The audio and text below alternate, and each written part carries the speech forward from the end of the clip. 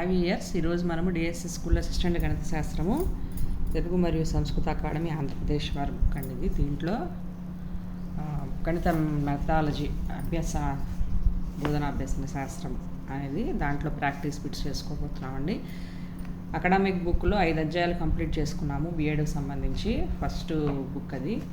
దాంట్లో 5వ అధ్యాయంలో ప్రాక్టీస్ బిట్స్ చేసుకుంటున్నామండి. సో ఇది దీంట్లో ముందు ఒకసారి రివిజన్ చేసుకొని తర్వాత ప్రాక్టీస్ బిట్స్లోకి వెళ్ళిపోదాము. గణితము అభ్యసన వనరులు అండి, దీని గురించి చెప్పుకుంటున్నాము. చూడండి ఒకసారి గణిత పాఠ్య గ్రంథము నిర్వచనాలు ఒకసారి చూసుకుంటే ఒక చార్ట్ రాశారు ఇక్కడ. ఒక ప్రత్యేకమైన అధ్యయన శాఖకు ప్రాథమిక లేక అనుబంధంగా ఉండే ప్రామాణిక గ్రంథము అనేది అని చెప్పారు. పాఠ్య గ్రంథం అనేది లాంగ్ చెప్పారండి. గణిత పాఠ్య పుస్తకం అనేది ఎలాంటిది అనేది చెప్పారు. ప్రత్యేకమైన అధ్యయన శాఖకు ప్రాథమిక లేదా అనుబంధంగా ఉండే ప్రామాణిక గ్రంథము.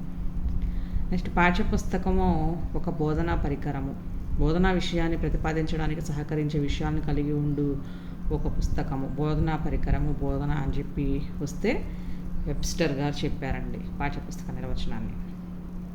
ఇక్కడ అధ్యయన శాఖకు చెప్తే ప్రత్యేకమైన ప్రామాణిక అలా చెప్తే లాంగ్, ప్రాథమిక ప్రామాణిక అలా వస్తాయి. అంకగణిత జ్ఞానానికి ఉద్దేశించిన తొలి పాఠ్య పుస్తకం 1689లో ముద్రించబడింది.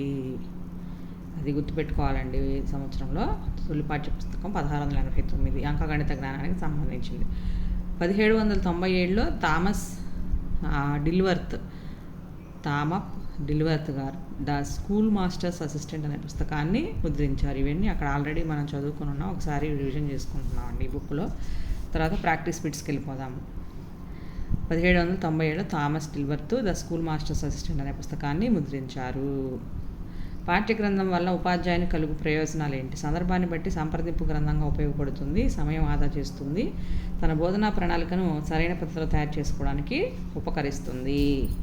విద్యార్థి కలిగే ప్రయోజనాలు ఏంటంటే స్వయం అభ్యసన అలవాట్ల అభివృద్ధికి, ఇంటి పని పూర్తి చేసేందుకు అవసరం అవుతుంది, అందుబాటులో ఉండే అభ్యసన పరికరం అవుతుంది. పాఠ్యపుస్తకం విధులు ఏంటి? కోర్సుకు సంబంధించి ప్రాథమిక పాఠ్యాంశ విషయాన్ని అందించాలి. నెక్స్ట్ ఇక పునశ్చరణకు అద్భుతంగా పనిచేయగలగాలి, పఠనాన్ని ఉద్దీపించినట్లు ఉండాలి, అనుబంధ అధ్యయనానికి మార్గదర్శనం చేయాలి. మంచి పాఠ్యపుస్తకం ప్రమాణాలు లేక లక్షణాలు ఏంటి? ఒక పాఠ్యాంశ విషయం ఉండాలి, పాఠ్యాంశ నిర్వహణ, అది అందించిన విధానము, ఉపయోగించిన భాష, ఉదాహరణ పటాలు, అభ్యాసాలు, పుస్తకం కూర్పు, సాధారణ విషయాలు, ఇవన్నీ లక్షణాలు కలిగి ఉండాలి. మంచి సమస్యల లక్షణాలు వైవిధ్యతను కలిగి ఉండాలి, సాధించడానికి వీలుగా ఉండాలి, విద్యార్థుల వైయక్తిక భేదాలు అవసరాలకు వీలుగా ఉండాలి, విద్యార్థికి సవాలు విసిరి సాధనకు ప్రేరణ ఇవ్వాలి. నెక్స్ట్ మంచి అభ్యాసాల లక్షణాలు ఏంటి? మంచి సమస్యలకి, ఇప్పుడు మంచి అభ్యాసాలకి ఏకాగ్రత, ఆలోచన, విశ్లేషణ అలవాటు చేసేలా మానసిక అభ్యాసం ఉండాలి, తేలిక నుంచి కఠినం, సరళం నుంచి సంక్లిష్టత సమస్యల కూర్పు ఉండాలి, ప్రామాణికంగా పరీక్షకు నిలబడగలిగిన సమస్యలతో అభ్యాసాలు ఉండాలి.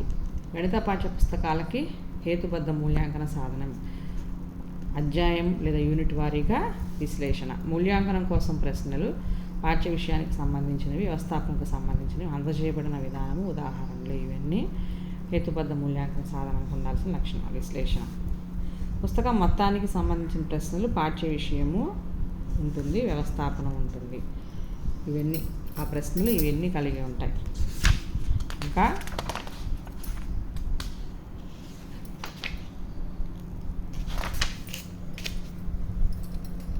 అందజేయబడిన విధము, ప్రాథమిక విషయాలు, భౌతికాంశాలు, శ్రవణ దృశ్య బహుళ మాధ్యమ వనరుల ఎంపిక, రూపకల్పన. నేర్చుకున్న విషయం జ్ఞప్తిలో ఉంచడానికి లేదా ఆ విషయాన్ని జ్ఞప్తిలో ఉండేటట్లు నేర్చుకోవడానికి ఇంద్రియాల పాత్ర ఎలా ఉండాలి? వినడం వల్ల మనకి 20% నేర్చుకుంటాం, రుచి చూడడం వల్ల 30%, చూసి వినటం వల్ల 50%, చెప్పిన దానిలో 80%, చెప్పుటం వల్ల 80%, చెప్పి చేసిన దానిలో 90%. ఆ విధంగా మనం జ్ఞప్తికి ఉంచుకోవడంలో ఈ విధంగా ఇంద్రియాల పాత్ర,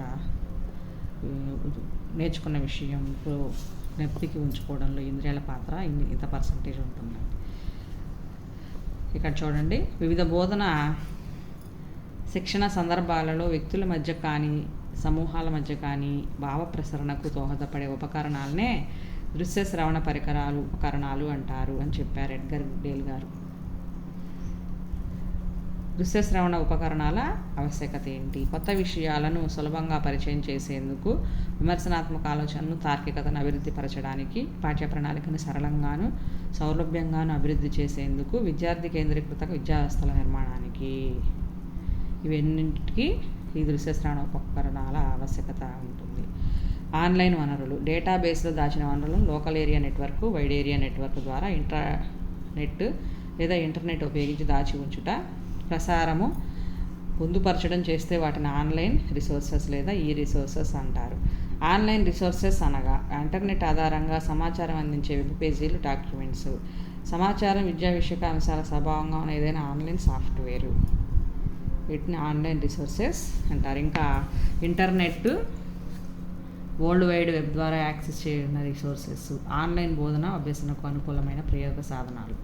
నెక్స్ట్ ఆన్లైన్ రిసోర్సెస్ వల్ల ఉపయోగాలు: సమాచార అక్షరాస్యత పెంపుకు, ఏది ఎప్పుడు సాధ్యమో పరిశీలనకు, నమ్మదగిన రికమెండేషన్స్ ఆధారపడుటకు, అనుభవాన్ని షేర్ చేయడం కోసం. నెక్స్ట్ ఇక ఐసీటీ ఆధారిత బోధన సాధనాలు ఉపయోగించడానికి ప్రధాన కారణాలు: ప్రస్తుత కాలంలో విరివిగా లభ్యమవుతున్నాయి. సాంకేతిక పరిజ్ఞానం పెంపొందించాలని విద్యార్థుల్లో ఐసీటీ అక్షరాస్యతను అభివృద్ధి చేస్తాయి. ఐసీటీ సామర్థ్యాలు. ఈ సాఫ్ట్వేర్ పిల్లలకు మేధోపరంగా సవాళ్లు విసురుతుంది. సార్వత్రిక విద్యా వనరులు OER. తర్వాత ఇక సాంకేతిక ద్వారా విద్యా వనరుల సార్వత్రిక అందుబాటు, సూచనలు, వాడుకను ధనాపేక్ష లేకుండా తన సముదాయానికి అందజేయుటకే ఈ సార్వత్రిక విద్యా వనరులు అని చెప్పారు వైల్ గారు. నెక్స్ట్ సార్వత్రిక విద్యా వనరులు ప్రధానంగా 5R అనుమతులను కలిగి ఉండాలి. 10 యూజ్, రివైజ్, రీమిక్స్, రీడిస్ట్రిబ్యూట్ అండి. నెక్స్ట్ ఇక సార్వత్రిక విద్యా వనరుల ప్రయోజనాలు ఏంటి? లెర్నింగ్ యాక్సెస్ వ్యాప్తి, కోర్స్ మెటీరియల్ అభివృద్ధి, సమాచార వేగవంతమైన వ్యాప్తి, నాణ్యత పెంపు. గణిత అభ్యాసనం, సామాజిక వనరులు 2 రకాలు. అవి ఏంటి? మానవ వనరులు, సంస్థాపరమైన వనరులు. సందర్శనలు, గణిత ప్రాధాన్య క్షేత్ర పర్యటనలు, విహారయాత్రలు ఏంటివంటే వివిధ స్థాయిలో జరిగే science fares. Next mathematics fares, mathematics clubs, గణిత ప్రయోగశాలలు, గణిత మ్యూజియంలు ఇవన్నీ ఉంటాయి. వనరుల వినియోగంలో అవరోధాలను అధిగమించడం గణిత గ్రంథాలయము. పాఠ్యపుస్తకాలు, విషయ అనుబంధ పుస్తకాలు, సంప్రదింపు పుస్తకాలు, ప్రత్యామ్నాయ పద్ధతులు సూచించే పుస్తకాలు, జర్నల్స్, డిక్షనరీలు, ఒలింపియాడ్ పరీక్షల అభ్యాసానికి సహపాఠ్య వ్యాసక్తులు, మనోరంజక, జనరంజక, చారిత్రక అంశాల వివరాలు ఉండే పుస్తకాలను గణిత గ్రంథాలయంలో గణిత ఉపాధ్యాయుని పర్యవేక్షణలో ఉంచాలి. ఇవన్నీ ఉంచాలి. అవరోధాలు ఉంటాయి కదండి, వాటిలో ఏంటి? ఖర్చులో కూడిన అంశము, సేకరించడం, భద్రపరచడం, తగిన స్థల ఏర్పాట్లు చేసుకోవడం, ఉపాధ్యాయునికి అత్యధిక శ్రమతో కూడిన విషయము. ఈ విధంగా రివిజన్ చేసుకున్నాం. ఇప్పుడు ఒకసారి ప్రాక్టీస్ బిట్లోకి వెళ్ళిపోతున్నాం అండి. విద్యార్థికి పాఠ్యపుస్తకం దేనికి డాష్ అభివృద్ధికి తోడ్పడుతుంది? స్వయం అభ్యసన. ఉపాధ్యాయుడు బోధనా ప్రణాళికను సరైన పద్ధతిలో తయారు చేసుకోవడానికి సహాయపడు ప్రధాన ఉపకరణం ఏంటి? పాఠ్యపుస్తకము. ఉపాధ్యాయునికి మార్గదర్శకం అందించేది కూడా పాఠ్యపుస్తకమే. ఉపాధ్యాయుడు విద్యార్థుల అభ్యాసం కొరకు అదనపు సమస్యలను తయారు చేయటకు సహాయపడే ఉపకరణము పాఠ్యపుస్తకము. మాదిరి సమస్యల ఆధారంగా అభ్యాసాలను సమస్యలు సాధించుటకు పాఠ్యపుస్తకము మార్గదర్శకం చేస్తుంది. పాఠ్యపుస్తక విధులకు చెందని అంశం ఏంటి? ప్రధానోపాధ్యాయునికి మార్గదర్శకంగా ఉండాలి కాదు కదండి, కాబట్టి చెందని అంశం. మంచి పాఠ్యపుస్తకం యొక్క లక్షణాలు ఏంటి అంటే, ఇక్కడ పుస్తకం వెల ఎక్కువగా ఉండాలనేది అక్కర్లేదు. ఇవన్నీ నిర్దేశించిన పాఠ్యాంశ విషయము, ఉపయోగించిన భాష, అభ్యాసాలు ఇవన్నీ సరిగ్గా ఉంటే సరిపోతుంది. కాబట్టి ABC.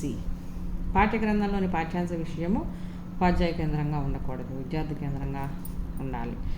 పాఠ్యగ్రంథంలో ఉపయోగించే భాష సందిగ్ధంగా ఉండకూడదు, సరళంగా, సులభంగా, స్పష్టంగా ఉండాలి. పాఠ్యగ్రంథంలోని ఉదాహరణలు, పటాలు కూడా ఎలా ఉండాలి? ఇవి ఖచ్చితమైనవిగా, ఇది అసత్యం కాదండి, సత్యం. అందుకని బి రాంగ్. మిగతావి సందర్భాన్ని అనుసరించాలి, కొలతలకు అనుగుణంగా ఉండాలి. ACD. పాఠ్యపుస్తకం యొక్క కూర్పు అందంగా ఉండాలి. పుస్తకం వేళ కొందరు మాత్రం ఇది కాదు కదండి, ముద్రణలు ఎటువంటి తప్పులు లేకుండా జాగ్రత్తగా, కవర్ పేజీ ఆకర్షణీయంగా, తగిన మందంగానే ఉండాలి. B అవసరం లేదు, కాబట్టి CDA. సో ఇంతటితో అయిపోయిందండి వీడియో. నెక్స్ట్ వీడియోలో కంటిన్యూ చేస్తాను. దయచేసి సబ్స్క్రైబ్ చేసుకొని లైక్ చేసి షేర్ చేయండి. Thank you.